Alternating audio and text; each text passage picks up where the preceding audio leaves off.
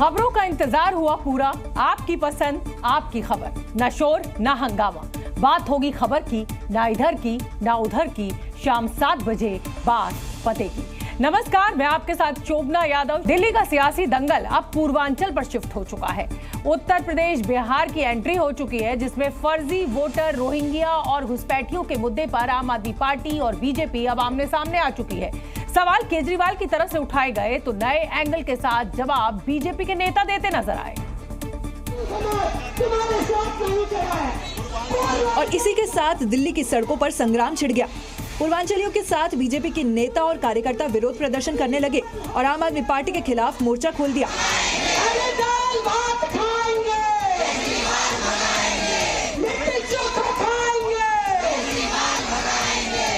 BJP का आरोप है कि आम आदमी पार्टी ने यूपी और बिहार के नागरिकों का अपमान किया, पूर्वांचल के लोगों को फर्जी वोटर बताया, जिस पर सफाई भी आई है।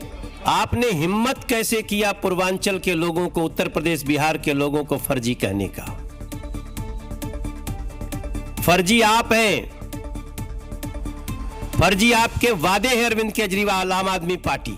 कल उसी की शिकायत करने के लिए मैं गया था कि पूर्वांचलियों के वोट कटवा रहे हैं और ये मेरे ऊपर उल-जलूल वो लगा रहे हैं। जितना काम आम आदमी पार्टी ने, जितने एमएलए पूर्वांचल समाज से बनाए, आप देख लो जितनी टिकटें हम देते हैं और जितनी टिकटें ये देते हैं। इतना ही नहीं, बीजेपी की तरफ से पोस्टर वार भी किए जा रहे हैं और निशाने पर आम आदमी पार्टी और केजरीवाल है, जिसका मकसद राजनीति में पूर्वांचल फैक्टर है, क्योंकि दिल्ली में करीब 40 से 45% आबादी पूर्वांचलियों की है। ये 30 से ज्यादा सीटों पर निर्णायक माने जाते हैं और कई सीटों पर पूर्वांचलियों का दबदबा रहता है। यानी पूर्वांचली साथ तो आधी दिल्ली में सियासी बिसात के मकसद से बीजेपी अब फर्जी वोटर के मुद्दे को यूपी बिहार से जोड़ चुकी है।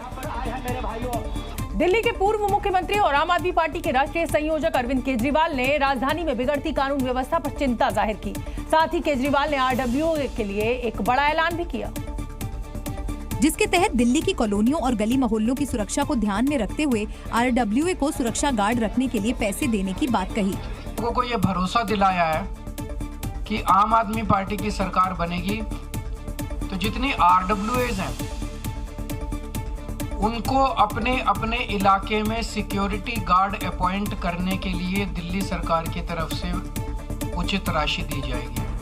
केजरीवाल ने दावा किया कि जिस तरह सीसीटीवी कैमरे लगाने से अपराधों की रोकथाम में राहत मिली, वैसे ही गार्ड रखने से अपराधों पर लगाम लगेगी। इस दौरान केजरीवाल ने राजधानी में बढ़ते अपराधों का जिक्र करते हुए गृह मंत्री अमित शाह पर फिर हमला बोला। उन्होंने कहा कि बीजेपी को दिल्ली वालों से कुछ लेना देना नहीं है। दिल्ली विधानसभा चुनाव के लिए बीजेपी की दूसरी लिस्ट कभी भी जारी हो सकती है। पहली लिस्ट में बीजेपी 29 उम्मीदवारों की घोषणा कर चुकी है, जबकि बाकी बचे हुए 41 उम्मीदवारों के नामों पर मंथन जारी है, जिसके लिए राजधानी दिल्ली में बीजेपी नेताओं की बैठकों का दौर जारी रहा। सुबह जेपी नड्डा के घर पर बीजेपी कोर ग्रुप की बैठक हुई। इस बैठक में केंद्रीय गृह मंत्री अमित शाह समेत पार्टी के कई नेता शामिल हुए। सूत्रों के मुताबिक बीजेपी कोर ग्रुप की बैठक में दिल्ली विधानसभा चुनाव को लेकर चर्चा हुई, साथ ही उम्मीदवारों के चयन पर भी विचार किया गया। इस बीच दिल्ली के सीएम आतिशी ने बड़ा दावा कर दिया। उन्होंने कहा कि बीजेपी रमेश बिधूड़ी को दिल्ली चुनाव में मुख्यमंत्री का चेहरा बना सकती है। केजरीवाल जी और दूसरी तरफ गाली गलौच पार्टी के गाली गलौच करने वाले नेता रमेश बिधूड़ी जी। अब ये दोनों ऑप्शन दिल्ली के लोगों के सामने है और मुझे पूरा भरोसा है कि दिल्ली के लोग काम करने वाले पढ़े लिखे मुख्यमंत्री को ही पसंद करेंगे। दोनों ही पार्टियां एक दूसरे पर हमलावर हैं। जहां बीजेपी अपने 26 साल के राजनीतिक सूखे को खत्म करना चाह रही है, वहीं आम आदमी पार्टी नए नए वादे कर मतदाताओं को रिझाने में जुटी हुई है। दिल्ली में चुनावी वादे आम आदमी पार्टी और कांग्रेस की तरफ से जनता के बीच पहुंच चुके हैं। ऐसे में अब बारी बीजेपी की है, जिसको लेकर पिछले 2 दिनों से दिल्ली में मंथन चल रहा है और मुफ्त बिजली पानी के साथ साथ महिलाओं को भत्ता देने का प्लान करीब करीब लॉक हो चुका है। क्योंकि इस बार बीजेपी सिर्फ केंद्र सरकार की योजनाओं के सहारे ही नहीं, बल्कि जनता की नब्ज टटोलने के साथ आम आदमी पार्टी की तर्ज पर मुफ्त वाले वादे करने जा रही है, जिसकी सिफारिश घोषणा पत्र समिति ने की। तो अब मंथन दिल्ली में चल रहा है। दावा है कि बीजेपी दिल्ली की जनता को लुभाने के लिए रेवड़ी प्लान पर काम कर रही है। जानकारी के मुताबिक आम घरों के लिए 300 यूनिट तक मुफ्त बिजली का ऐलान हो सकता है। पूजा स्थलों के लिए 500 यूनिट फ्री बिजली देने का वादा बीजेपी कर सकती है और महिलाओं के लिए 2500 मासिक भत्ता देने की भी बात हो सकती है।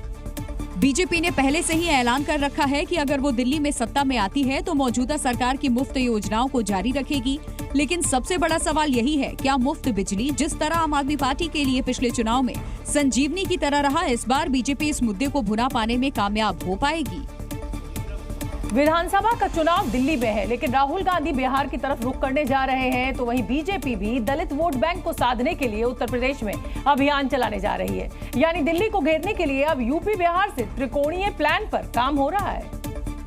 और इस अभियान की शुरुआत बीजेपी यूपी से करने जा रही है, जिसकी तारीख भी फाइनल हो चुकी है। इसके जरिए बीजेपी खासकर संविधान वाले भ्रम को दूर करने की कोशिश करेगी, लेकिन राहुल गांधी इसी संविधान वाले मुद्दे को बिहार के रास्ते यूपी और दिल्ली तक संदेश देने की रणनीति तैयार कर रहे हैं। बीजेपी संविधान गौरव अभियान के जरिए दलितों को साथ लेना चाहती है, तो कांग्रेस की नजर SC/ST वोट बैंक पर है। बीजेपी दलितों को अधिकार दिलाने की बात कह रही है, तो राहुल गांधी संविधान बचाने का मैसेज दे रहे हैं। बीजेपी का फोकस मिल्कीपुर सीट पर है, वहीं कांग्रेस बिहार से दिल्ली तक संदेश देना चाहती है। दरअसल राहुल गांधी 18 जनवरी को पटना में कांग्रेस के संविधान सुरक्षा सम्मेलन को संबोधित करेंगे। इसकी तैयारियां भी शुरू कर दी गई है। साथ ही इस सम्मेलन को लेकर पार्टी अभी से माहौल बनाने में जुट गई है। सबसे जरूरी चीज इसको बचाना है। ये लड़ाई हजारों साल पुरानी है, ये लड़ाई चलती जाएगी और इसको हम जीतने जा रहे हैं। लेकिन उससे पहले यूपी में 11 से 25 जनवरी तक बीजेपी संविधान गौरव अभियान चलाने का फैसला कर चुकी है। इसके जरिए दलित समाज को ये समझाने की कोशिश होगी कि बीजेपी ही एक ऐसी पार्टी है जो संविधान और उसमें दलितों के अधिकारों की वास्तविक संरक्षक है। मध्य प्रदेश कांग्रेस 26 जनवरी से जय भीम, जय बापू, जय संविधान रैली करने जा रही है और इस रैली का आगाज मऊ से होगा, जिसमें कांग्रेस अध्यक्ष मल्लिकार्जुन खड़गे और राहुल गांधी समेत तमाम नेताओं के शामिल होने की खबर मिल रही है। लेकिन यात्रा शुरू होने से पहले ही इस पर सियासत तेज हो गई। प्रदेश के मुख्यमंत्री मोहन यादव ने कांग्रेस की इस यात्रा पर सवाल उठाया। उन्होंने कहा कि जिन्होंने हमेशा बाबा साहेब का अपमान किया, उन्हें संविधान बचाओ यात्रा निकालने का कोई अधिकार नहीं है। जिनने संविधान की सदैव धज्जियां उड़ाई, बाबा साहब अम्बेडकर के साथ अन्याय किया, वो किस मुंह से संविधान बचाओ की बात कर रहे हैं? ये उनके आत्मावलोकन की करने की आवश्यकता है। बाबा साहब भीमराव अम्बेडकर को कभी भारत रत्न नहीं दिया। सीएम मोहन यादव के बयान पर प्रदेश कांग्रेस अध्यक्ष जीतू पटवारी की प्रतिक्रिया सामने आई। अब संविधान बचाने को लेके भी कांग्रेस जन का आखिरी कतरा भी खून का लगे तो कांग्रेस तैयार रहे। इसको लेकर इसका आगाज 26 जनवरी को मऊ में चालू होगा। इस बीच भोपाल स्थित कांग्रेस मुख्यालय में पार्टी के नेताओं की बैठक हुई, जिसमें संविधान बचाओ यात्रा को लेकर चर्चा की गई। अयोध्या के सियासी अध्याय में मिल्कीपुर का चैप्टर योगी आदित्यनाथ के लिए साख का सवाल है या ये कहिए कि नाक का विषय बना हुआ है। अखिलेश यादव की प्रतिष्ठा दांव पर लगी है और ऐसे में अब सबकी नजर उस चेहरे पर है जो बीजेपी की तरफ से मैदान में होगा। हम आपको बता दें, इसको लेकर मिल्कीपुर में बीजेपी प्रत्याशी पर मंथन चल रहा है। प्रत्याशी चयन प्रक्रिया पर मुख्यमंत्री योगी आदित्यनाथ की खास नजर है। इस बार बीजेपी सिर्फ जिताऊ उम्मीदवार पर ही दांव खेलेगी जो जातीय सामाजिक समीकरण को भी साध सके, क्योंकि ये सिर्फ उपचुनाव नहीं बल्कि 2027 का सेमीफाइनल भी है। बीजेपी के लिए यूपी में लोकसभा चुनाव के बाद बदला लेने का पहला मौका है। ऐसे में खुद सीएम योगी एक एक कदम फूंक फूंक कर रख रहे हैं। ऐसे में कहा जा सकता है कि भाजपा अयोध्या की मिल्कीपुर की सीट उपचुनाव में जीतने के लिए ऐसे प्रत्याशी पर दांव लगाएगी जो जातिगत समीकरण पर बिल्कुल फिट बैठे। आखिर बीजेपी से वो कौन चेहरा होगा जिसकी टक्कर सांसद अवधेश प्रसाद के बेटे अजीत प्रसाद से होगी? फिलहाल तस्वीर साफ नहीं है, लेकिन माना जा रहा है कि इस रेस में पूर्व एमएलए गोरखनाथ बाबा सबसे आगे हैं। 2017 में इस सीट से विधायक रह चुके हैं, लेकिन 2022 में गोरखनाथ बाबा चुनाव हार गए थे। इनके अलावा और भी कई नाम हैं जिनकी गाहे बगाहे चर्चा हो रही है, लेकिन तस्वीर साफ नहीं है। दरअसल हाल में 9 विधानसभा सीटों पर हुए उपचुनाव में बीजेपी ने 7 सीटें जीती। इनमें मिल्कीपुर से सटे अम्बेडकर नगर की कटहरी और मुरादाबाद की कुंदर की सीट भी शामिल है। ऐसे में इस बार भी सीएम योगी खुद इस सीट को जिताने की रणनीति बना रहे हैं। योगी जब भी कुछ बोलते हैं तो उसके पीछे एक खास मैसेज जरूर होता है और इस बार भी अगर उन्होंने महाकुंभ की पावन धरा से कुछ ऐसा ही संदेश दिया है जो भूमाफियाओं के लिए आखिरी वार्निंग है। योगी आदित्यनाथ की अखंड प्रतिज्ञा उन माफियाओं के खिलाफ है जो प्रयागराज में सरकारी जमीन पर कुंडली मार कर बैठे हैं। अब योगी का बुलडोजर उस जमीन को कब्जा मुक्त करने के लिए अंगड़ाई ले रहा है। क्योंकि महाकुंभ क्षेत्र से सीएम योगी ने ऐलान कर दिया है, अब भू माफियों से सरकारी जमीन वापस लेने का वक्त आ चुका है। इस दौरान भले ही योगी आदित्यनाथ के चेहरे पर सुकून के भाव हो, लेकिन माफियों की नींद जरूर उड़ चुकी है। प्रयागराज में तो सैकड़ों एकड़ भूमि पे तमाम भू माफियाओं ने कब्जा किया हुआ है और देर सवेर तो खाली होना ही है।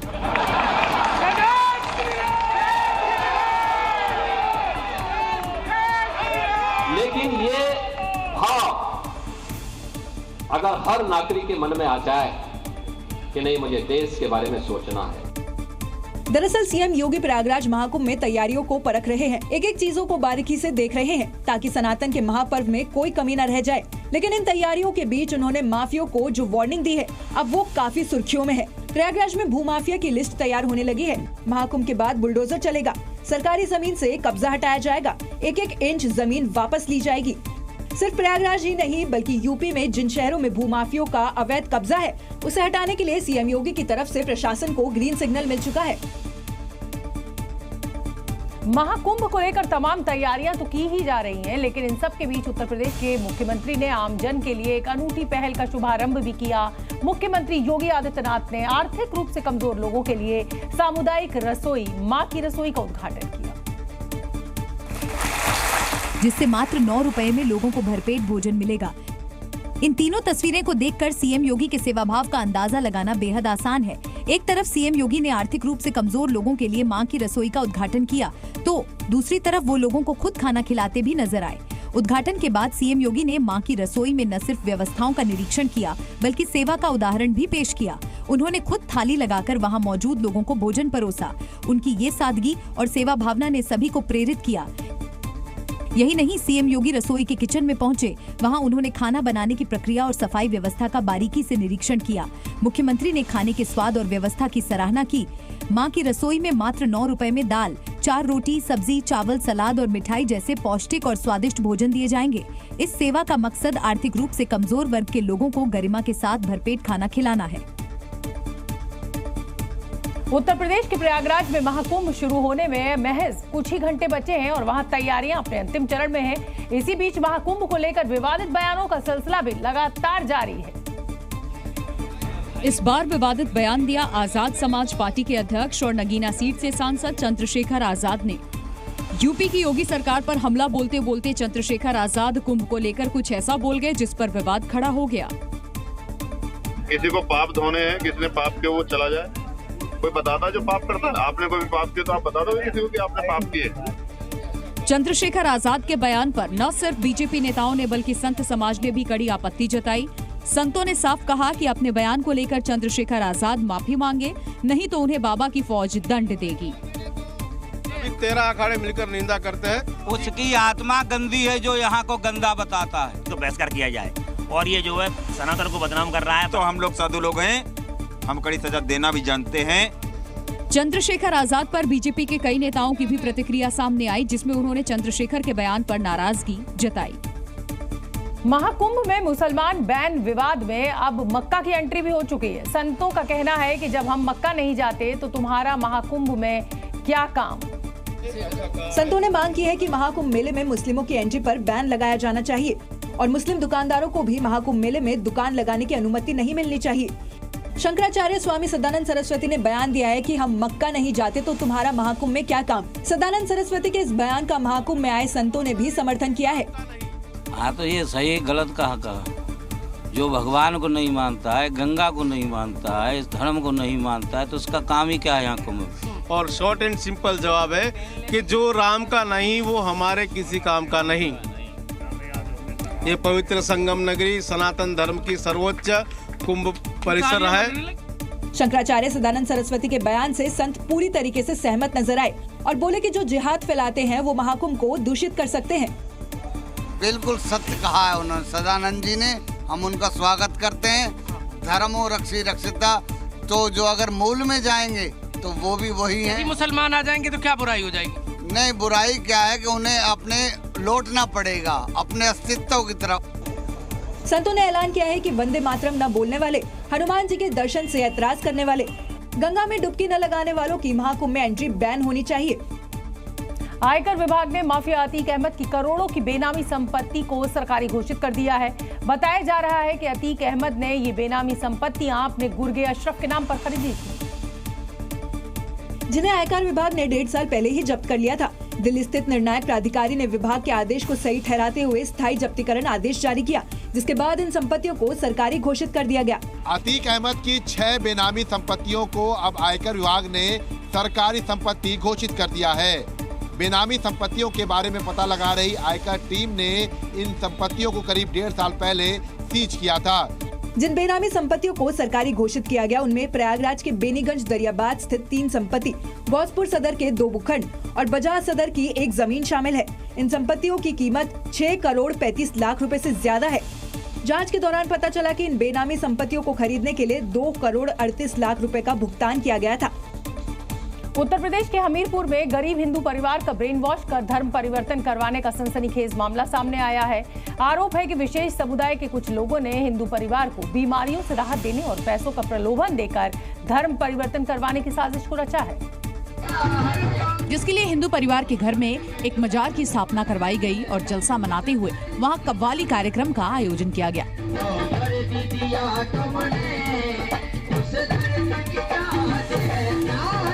दरअसल कोतवाली कस्बे के अजीत कुमार की पत्नी पिछले 2 साल से बीमार चल रही थी। इस बीच उनकी मुलाकात नूरुद्दीन नाम के एक व्यक्ति से हुई। बताया गया कि उसी ने पीड़ित परिवार को अपने घर पर मजार बनाने के लिए कहा, जिसके बाद विशेष समुदाय के कई लोग अजीत के घर पहुंचे और घर के अंदर मजार कार्यक्रम कराकर और फातिया पढ़ाकर धर्म परिवर्तन करा रहे थे। इस बात की जानकारी जैसे ही बजरंग दल को लगी, वो पुलिस को लेकर वहां पहुंच गए। अपने घर पे मजार बना करके वहाँ पर पैसे का लालच दे करके, प्रलोभन दे करके और इस्लाम की खूबियां बता करके उनका धर्म परिवर्तन कराया जा रहा था। मौके पर पहुंची पुलिस ने कार्यक्रम को बंद कराया। इस मामले में 4 आरोपियों को हिरासत में लेकर पूछताछ की जा रही है, विवेचना जारी है और प्रकरण में विधिक कार्रवाई की जा रही है। साथ ही पुलिस ने इस मामले में फरार चल रहे बाकी आरोपियों की तलाश भी शुरू कर दी। उत्तर प्रदेश में थूक जिहाद के मामले थमते नजर नहीं आ रहे। गाजियाबाद से थूक जिहाद का एक और मामला सामने आया है, जहां एक होटल में एक शख्स थूक लगाकर रोटियां बना रहा था, जिसकी घिनौनी हरकत कैमरे में कैद हो गई। ये मामला गाजियाबाद के खोड़ा इलाके में दिल्ली चिकन पॉइंट नाम के एक होटल का है। सामने आए वीडियो में साफ देखा गया कि रोटी बनाने वाला शख्स थूक वाली रोटी तैयार कर रहा था। आसपास खड़े लोगों में से किसी ने रोटियों पर थूकते समय आरोपी का वीडियो बना लिया, जो सोशल मीडिया पर वायरल हो गया।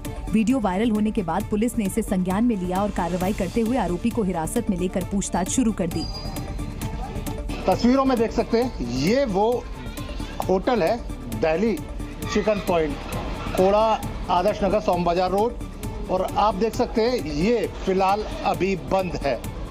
पुलिस ने यहाँ कार्रवाई करते हुए जो कारीगर है उसको हिरासत में लिया है और आगे की कार्रवाई की बात करें।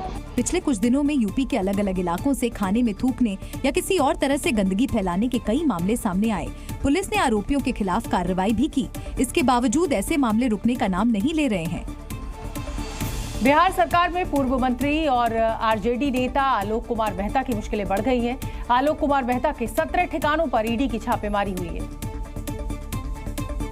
आरजेडी नेता आलोक मेहता के पटना और हाजीपुर के 9 ठिकानों पर ईडी ने छापा मारा। कोलकाता में 5 और वाराणसी में 4 ठिकानों पर भी ईडी ने रेड मारी है, जबकि राजधानी दिल्ली में भी एक ठिकाने पर ईडी की टीम ने रेड मारी है। ये छापेमारी आय से अधिक संपत्ति के मामले में की गई है। ईडी की टीम ने पटना में उनके सरकारी और निजी आवास पर भी छापेमारी की है। जानकारी के मुताबिक ये मामला वैशाली कोऑपरेटिव बैंक के लोन से जुड़ा हुआ है। ईडी ने यह कार्रवाई करोड़ों के लेन देन के मामले को लेकर की है। सूत्रों के मुताबिक ईडी की टीम अलग अलग ठिकानों पर अलग अलग कागजातों की जांच कर रही है। आलोक मेहता समस्तीपुर और उजियारपुर सीट से विधायक है और तेजस्वी यादव के बेहद करीबी माने जाते हैं। बिहार में महागठबंधन की सरकार के दौरान आलोक मेहता राजस्व और भूमि सुधार विभाग के मंत्री थे। मध्य प्रदेश के बड्डा से पूर्व विधायक हरवंश सिंह राठौर के घर पर आयकर विभाग ने रेड मारी है तो बड़ी काली कमाई का खुलासा हुआ। लेकिन आईटी टीम उस वक्त हैरान रह गई जब छापेमारी में पूर्व विधायक के घर से मगरमच्छ बरामद हुआ। आयकर विभाग की छापेमारी के दौरान पूर्व विधायक हरवंश सिंह राठौर के घर में 3 मगरमच्छ मिले। घर में मगरमच्छ देखकर आयकर विभाग के अधिकारी भी शॉक्ड रह गए और हैरानी की बात तो ये है कि पूर्व विधायक के बंगले के अंदर ही तीनों मगरमच्छ मिले हैं। दरअसल बीजेपी के पूर्व विधायक हरवंश सिंह राठौड़ के यहाँ पिछले 3 दिनों से आईटी की रेड चल रही है। छापेमारी के दौरान पूर्व विधायक के घर से 14 किलो सोना और 4 करोड़ की नकदी भी बरामद हुई। लेकिन बंगले के अंदर मिले 3 मगरमच्छ के बाद पूर्व विधायक चर्चा में है। ये भी खुलासा हुआ कि पूर्व विधायक ने बंगले के अंदर मगरमच्छों के लिए तालाब बना रखा है। मगरमच्छ पालना गैर कानूनी है, इसीलिए आयकर विभाग ने इसकी सूचना वन विभाग को दे दी है। इस मामले में जांच और कानूनी कार्रवाई की जा रही है। अंडरवर्ल्ड डॉन छोटा राजन दिल्ली की तिहाड़ जेल में सजा काट रहा है, लेकिन साइनस की समस्या के कारण उसकी तबीयत अचानक बिगड़ गई है, जिसके बाद उसे एम्स में भर्ती कराया गया है। अंडरवर्ल्ड डॉन छोटा राजन की तबीयत अचानक बिगड़ी, जिसके बाद उसे एम्स लाया गया, जहां डॉक्टरों ने डॉन को एम्स के आईसीयू में एडमिट किया। तिहाड़ जेल प्रशासन के सूत्रों के मुताबिक छोटा राजन साइनस की समस्या से पीड़ित है। दिल्ली में सर्दी के मौसम में बढ़ने वाले प्रदूषण की वजह से उसे सांस लेने में परेशानी हो रही है, जिससे उसकी तबीयत खराब हो गई है। एम्स में डॉक्टरों ने जब जांच की तो ऑपरेशन का फैसला किया। एम्स अस्पताल में कल छोटा राजन को भर्ती कराया गया था। दरअसल साइनस की तकलीफ थी, जिसके बाद तिहाड़ जेल प्रशासन ने छोटा राजन को एम्स में भर्ती कराया। यहाँ पर उसके नाक की एक माइनर सी सर्जरी हुई है। दरअसल ये सर्जरी पहले से ही प्री प्लान थी। कई दिनों से तकलीफ होने के बाद उसे एम्स में भर्ती कराया गया। इससे पहले भी कई बार छोटा राजन की तबीयत खराब हो चुकी है। इसके चलते जेल प्रशासन बेहद सतर्कता बरत रहा है। अंडरवर्ल्ड डॉन छोटा राजन को एम्स के जिस वार्ड में एडमिट किया गया, वहाँ दिल्ली पुलिस की कड़ी सुरक्षा है। छोटा राजन कुख्यात इंटरनेशनल माफिया और भगौड़े दाऊद इब्राहिम का सबसे बड़ा दुश्मन भी है। छोटा राजन के ऊपर दाऊद इब्राहिम के गुर्गों द्वारा हमले की आशंका है, इसलिए दिल्ली पुलिस पूरी तरह से अलर्ट है। बांग्लादेश में कट्टरपंथियों के अत्याचार की खबरें अब आम बात हो गई हैं। वहां का हिंदू समाज लगातार कट्टरपंथियों के निशाने पर है, तो वहीं मंदिरों में भी तोड़फोड़ और चोरी की घटनाओं को अंजाम दिया जा रहा है। ताजा मामला बांग्लादेश के लाल मोनी रोहाट जिले का है, जहां कट्टरपंथियों ने एक मंदिर को निशाना बनाया। 2 लाख টাকার উপরে হতো। बताया गया कि तुषांद्र गांव में स्थित काली माता मंदिर में कुछ कट्टरपंथियों ने धावा बोला और काली माता की मूर्ति चोरी कर ली। साथ ही आरोपियों ने मंदिर से बांग्लादेशी रुपए में 10 लाख के सोने के गहनों पर भी हाथ साफ कर दिया। इस बात का पता तब चला जब सुबह के वक्त कुछ लोग वहां पूजा करने पहुंचे। जानकारी के मुताबिक आरोपियों ने मंदिर को भी नुकसान पहुंचाया। इसकी जानकारी मिलते ही वहां लोगों की भीड़ इकट्ठा हो गई। लोगों ने इस पर कड़ी आपत्ति जताई और स्थानीय प्रशासन से इस मामले में सख्त कार्रवाई की मांग की। सीमा पर, माफ कीजिए, चीन पर लगाम लगाने के लिए भारत ने नई तैयारियों पर काम शुरू कर दिया है। इसके लिए भारत सरकार वाइब्रेंट विलेज प्रोग्राम भी शुरू कर रही है, जिसके तहत चीन सीमा से लगे 10 गांवों को रीडेवलप किया जा रहा है। वाइब्रेंट विलेज प्रोग्राम चीन के खिलाफ इंडिया का नया हथियार है। इस प्रोग्राम के तहत उत्तरकाशी जनपद में चीन सीमा से लगे 10 गांवों को विकसित किया जा रहा है। प्रधानमंत्री नरेंद्र मोदी ने ड्रीम प्रोजेक्ट वाइब्रेंट विलेज में भारत सरकार की तरफ से 3 करोड़ रुपए स्वीकृत किए हैं, जिसके बाद इन गाँवों में विकास के कार्य शुरू हो चुके हैं। वाइब्रेंट विलेज के तहत 8 गांव आबादी वाले और 2 गांव गैर आबादी वाले विकसित होंगे। इन गांवों में हर्षिल, सुक्की, झाला, पुराली, बेगोरी, धराली, मुखवा, जसपुर, नेलांग और जादोंग गांव शामिल है। इसमें जादोंग गांव को दोबारा बसाने के लिए कवायद भी शुरू हो चुकी है। इस गांव में 6 होम स्टे बनाए जा रहे हैं, जबकि 17 होम स्टे और बनने हैं। होम स्टे को बनाने में पुराने भवनों के पत्रों का इस्तेमाल किया जा रहा है। ये क्षेत्र पर्यटन रूप में विकसित होगा और युवाओं को रोजगार भी मिलेगा। दरअसल ये वो गांव है जो 1962 युद्ध में बर्बाद हो गए थे, लेकिन अब भारत सरकार इन्हें दोबारा बसा रही है, जिससे क्षेत्र का विकास भी होगा और चीन की विस्तारवादी नीति पर भी लगाम लग जाएगी। छत्तीसगढ़ के मुंगेली से हादसे की बेहद खौफनाक तस्वीर सामने आई है। यहाँ स्टील प्लांट की निर्माणाधीन चिमनी अचानक गिर गई, जिसके नीचे कई मजदूर दब गए। यह हादसा तब हुआ जब स्टील प्लांट पर निर्माण कार्य चल रहा था। तभी बड़ी सी चिमनी गिर गई, जिसके नीचे कई लोग दब गए। बताया गया कि चिमनी को अच्छे तरीके से फिट नहीं किया गया था और निर्माण कार्य भी चल रहा था। ऐसे में जरा सी गलती से बड़ा हादसा हो गया। हादसे के तुरंत बाद रेस्क्यू ऑपरेशन चलाया गया। इस दौरान चिमनी के नीचे दबे लोगों को बाहर निकाला गया और अस्पताल में भर्ती करवा दिया गया, लेकिन इस इलाज के दौरान एक मजदूर की मौत हो गई। वहीं मलबे को हटाने के लिए क्रेन और जेसीबी मशीन मंगवाई गई। साथ ही फायर ब्रिगेड की गाड़ियां भी मौके पर मौजूद है, ताकि किसी भी अनहोनी को टाला जा सके। बताया गया कि कुसुम प्लांट को इलाके में स्पंज आयरन फैक्ट्री के नाम से भी जाना जाता है, जहां फिलहाल निर्माण कार्य चल रहा है। लेकिन इस घटना के बाद अब जांच की बात भी सामने आ रही है। राजस्थान के बीकानेर में ट्रैफिक पुलिस लोगों को मजेदार तरीके से सावधान कर रही है। ट्रैफिक नियम का पालन न करने वालों के लिए अब फिल्मी पोस्टर्स लगाए गए हैं, जिसमें एक से बढ़कर एक डायलॉग्स भी लिखे हैं। मकसद सड़क सुरक्षा अभियान के तहत लोगों को जागरूक करना है, जिसमें सबसे चर्चित डायलॉग गब्बर और सांभा का है। होर्डिंग्स पर लिखा है, बिना हेलमेट वाहन चलाने पर कितना जुर्माना रखा है। पुलिस ने सिर्फ एक नहीं बल्कि इस तरह के कई डायलॉग होर्डिंग्स पर लिखे हैं।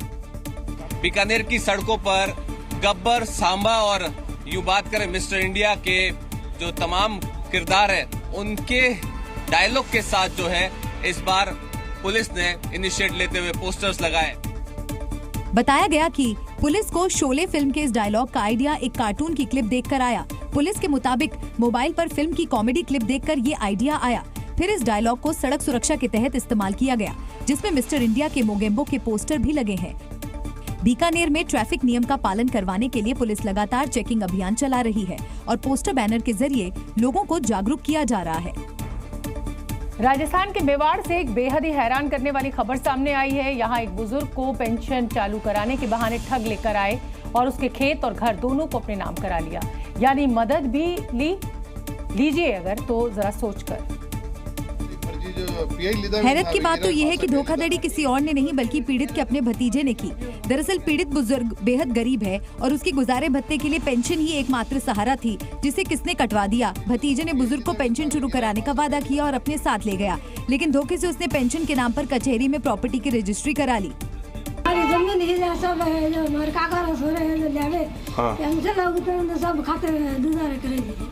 रजिस्ट्री हुई की पूरी? तो अबे पुलिस में रिपोर्ट दी थी नहीं दी? जैसे ही परिवार को अपने साथ हुई ठगी का पता चला, पूरा परिवार सदमे में चला गया। अब पीड़ित परिवार ने पुलिस और तहसीलदार से शिकायत की है, जिसके बाद पुलिस मामले की जांच कर रही है। ऑस्ट्रेलिया सीरीज से वापसी के बाद विराट कोहली आज अपनी पत्नी अनुष्का के साथ प्रेमानंद महाराज के दरबार में हाजिरी लगाने पहुंचे।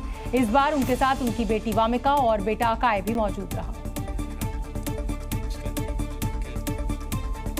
विराट कोहली और अनुष्का का ये वीडियो खुद प्रेमानंद महाराज की टीम ने सोशल मीडिया पर शेयर किया।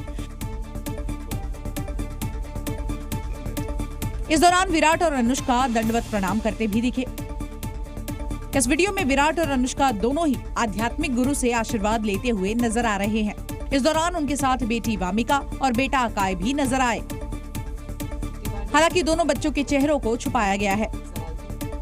पिछली बार जब हम आए थे तो मन में कुछ सवाल थे और मुझे लगा कि पूछूंगी, लेकिन जो भी बैठा था वहाँ पे उन सब ने कुछ ना कुछ वैसा सवाल कर लिया था। प्रेमानंद महाराज ने दोनों को आशीर्वाद देते हुए उनकी तारीफ भी की। प्रसन्नता इतने दे रहे और ये पूरे भारत को प्रसन्नता एक खेल में देते हैं। अगर ये विजयी हुए तो हमारे पूरे भारत में पटाखे छुटाए जाते हैं। अनुष्का ने संत से आशीर्वाद स्वरूप प्रेम और भक्ति की मांग की। मुझे बस प्रेम भक्ति दे दो बस। ये पहली बार नहीं है जब विराट और अनुष्का किसी आध्यात्मिक स्थान पर गए हैं। कुछ साल पहले जब कोहली खेल में अपने बुरे प्रदर्शन से जूझ रहे थे तो उन्होंने नीम करोली बाबा आश्रम का दौरा किया था। इसी दौरान वो वृंदावन भी पहुंचे थे, जहां उन्होंने प्रेमानंद महाराज की शरण ली थी।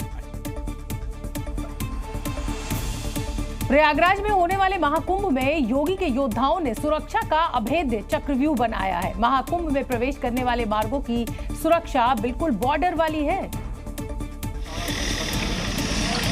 सुरक्षा ऐसी है कि महाकुंभ में परिंदा भी पड़ ना मार सके। 100 से ज्यादा फ्रंट से महाकुंभ की सुरक्षा हो रही है। प्रयागराज शहर के चारों तरफ सुरक्षा का अभेद्य चक्रव्यूह तैयार किया गया। प्रयागराज को आने वाले 7 प्रमुख मार्गों पर चेकिंग और फ्रिस्किंग के लिए 102 मोर्चे बनाए गए हैं। यही नहीं, प्रयागराज से जुड़े 8 जनपदों से आने वाले प्रत्येक व्यक्ति पर पैनी नजर रहेगी। इसके लिए कुल 1026 पुलिसकर्मियों को तैनात किया गया है। इनमें 71 निरीक्षक, 234 उप निरीक्षक, 645 आरक्षी और मुख्य आरक्षी, जबकि 76 महिला आरक्षी भी तैनात हैं। यही नहीं, 113 होमगार्ड और पीआरडी के जवान भी लगाए गए हैं। साथ ही 3 सेक्शन पीएसी को भी तैनात किया गया है। सुरक्षा में 5 ब्रजवाहन, 10 ड्रोन की तैनाती की गई है। 4 एंटी सबोटाज टीम द्वारा 24 घंटे इन मार्गों की निगरानी होगी। योगी की टीम ने प्रयागराज से सटे जिलों को मिलाकर एक मजबूत सुरक्षा कवच बनाया है, जिसे भेद पाना किसी भी आतंकी के लिए नामुमकिन होगा। महाकुंभ में एक से एक साधु सन्यासी आ रहे हैं। इन्हीं में एक हैं महंत देव गिरी महाराज, जो अपनी रबड़ी से महाकुंभ में मिठास खोल रहे हैं।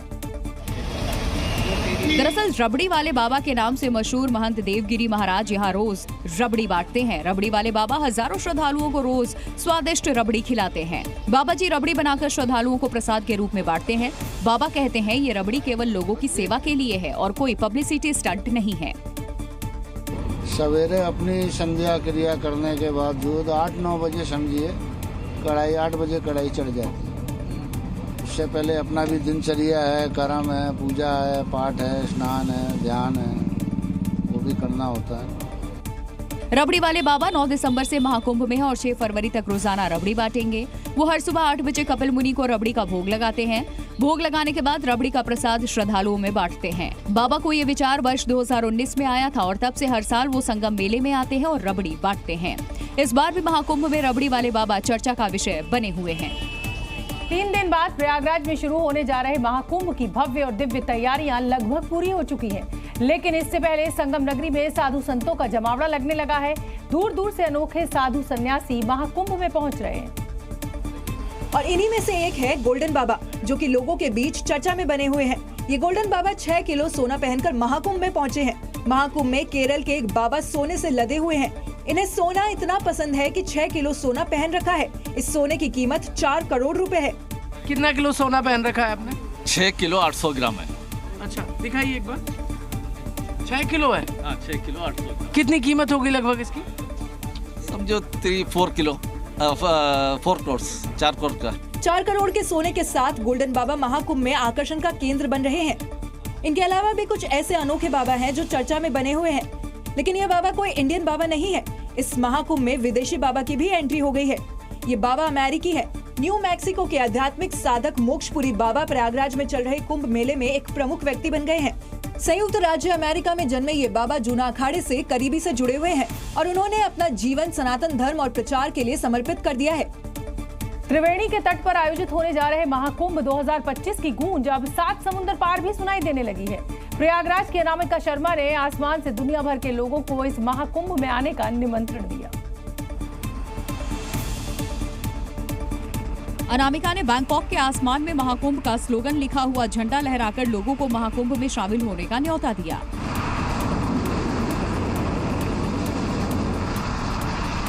देश के सबसे कम उम्र की स्काई डाइवर अनामिका ने हवा में छलांग लगाते हुए दिव्य कुंभ भव्य कुंभ लिखे हुए झंडे को लहराया।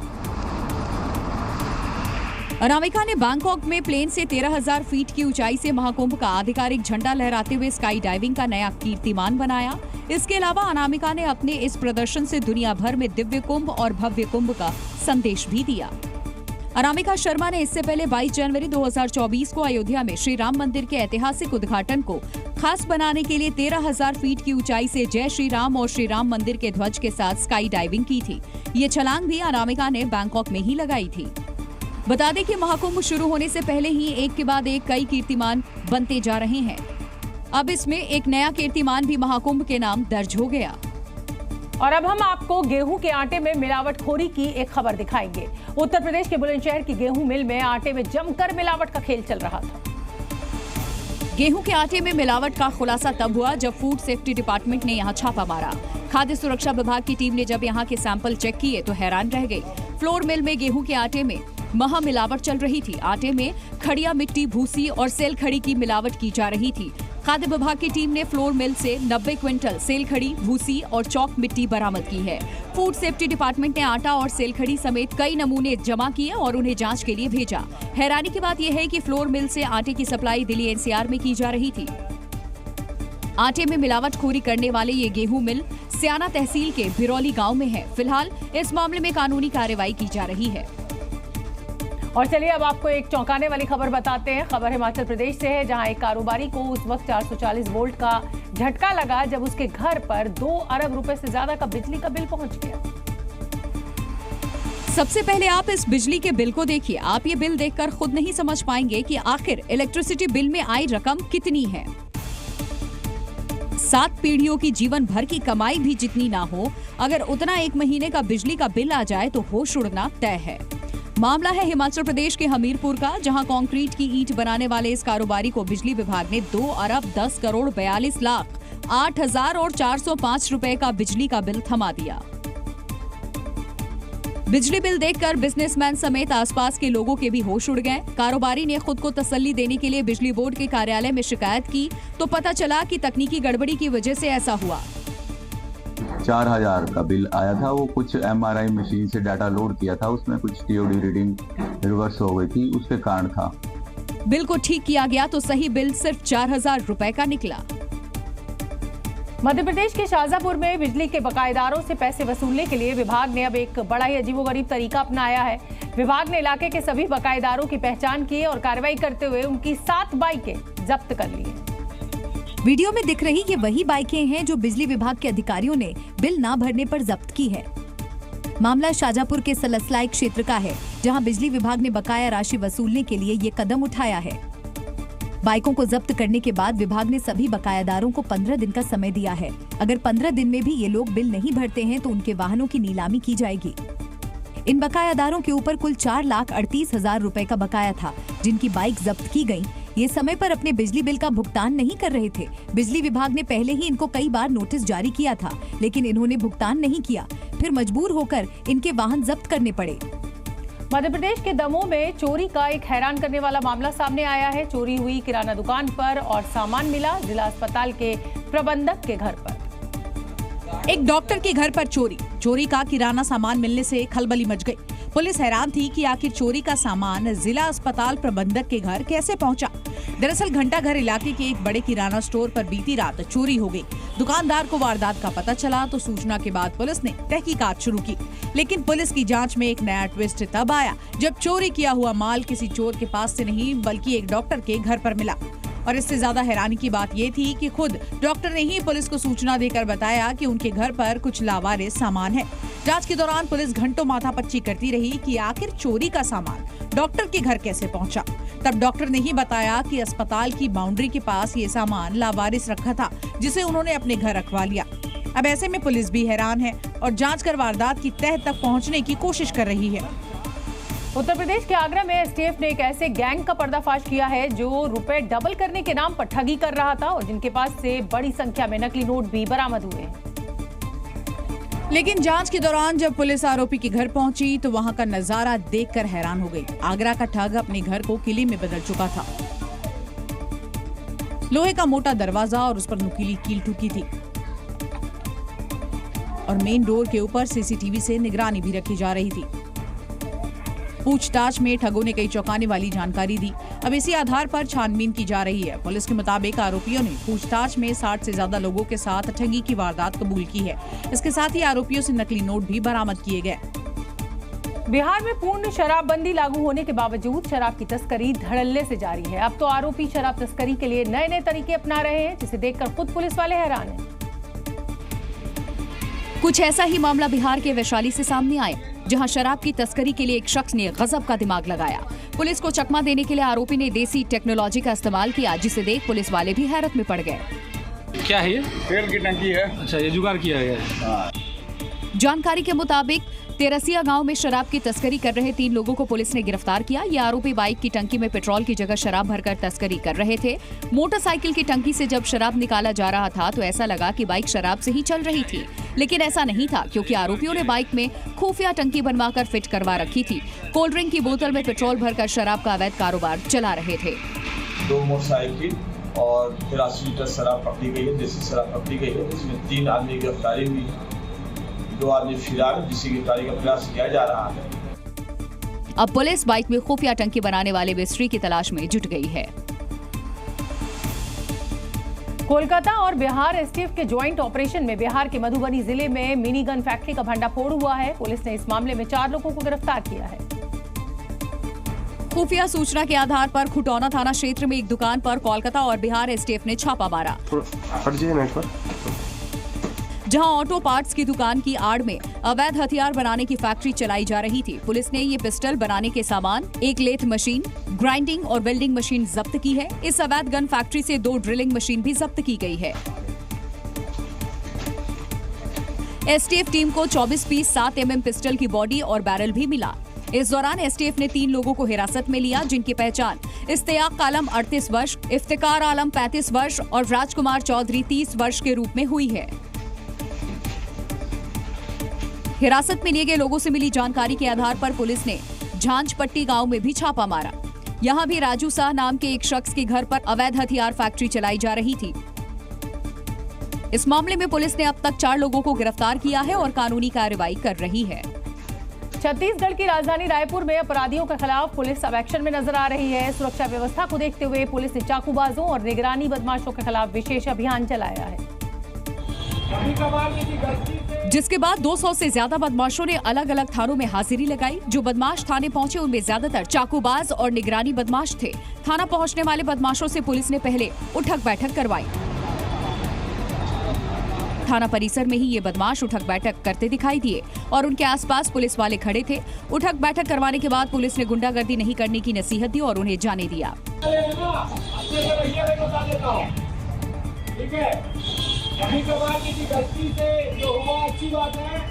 साथ ही जिन बदमाशों ने थाने में हाजिरी नहीं लगाई उन्हें पुलिस ने सख्त चेतावनी भी दी। बाकी जितना नहीं आया उसके साथ क्या करूंगा, उसको फिर मौका भी नहीं दूंगा, सीधा बुक करूंगा मैं। इस दौरान पुलिस ने 20 अपराधियों के खिलाफ वैधानिक कार्रवाई भी की। अमेरिका के कैलिफोर्निया की जंगलों में लगी आग बुझने का नाम नहीं ले रही। हर तिकड़म लगाने के बावजूद यहां आग बढ़ती ही जा रही है और रिहायशी इलाकों के घरों को जलाकर राख कर रही है। ये आग जहां भी जारी है वहां तबाही मचा रही है और जहां से गुजर रही है वहां अपने पीछे राख छोड़ती जा रही है। इस आग में 6 जंगल धधक रहे हैं। आग की तेज लपटें अब अमेरिका के दूसरे सबसे बड़े शहर लॉस एंजलिस के लगभग सभी इलाकों को अपनी चपेट में ले चुकी है। कैलिफोर्निया के जंगलों की आग ने ऐसा कहर ढाया कि लॉस एंजलिस शहर तबाह हो गया। आग की वजह से अब तक 7 लोगों की मौत हो गई है और 1 लाख से अधिक लोगों को अपना घर छोड़ने पर मजबूर होना पड़ा। इसके अलावा लॉस एंजलिस में कई हॉलीवुड स्टार्स के घर भी जलकर राख हो गए। आलम यह है कि अब तक 5000 इमारतें जलकर खाक हो गई हैं। अभी भी आग बुझी नहीं है। ऐसे में अब सुपर स्कूपर की मदद से आग पर काबू पाने की कोशिश की जा रही है। समुद्र के सुपर स्कूपर से पानी भरकर छिड़काव किया जा रहा है। कई सुपर स्कूपर को अमेरिका के दूसरे राज्यों से कैलिफोर्निया भेजा जा रहा है। अब ये आग 17,200 एकड़ में फैल गई है और कैलिफोर्निया के इतिहास में इसे सबसे विनाशकारी बताया जा रहा है। तो ये थी खबरें 7 बजे की। कल फिर होगी बात पते की। नमस्कार।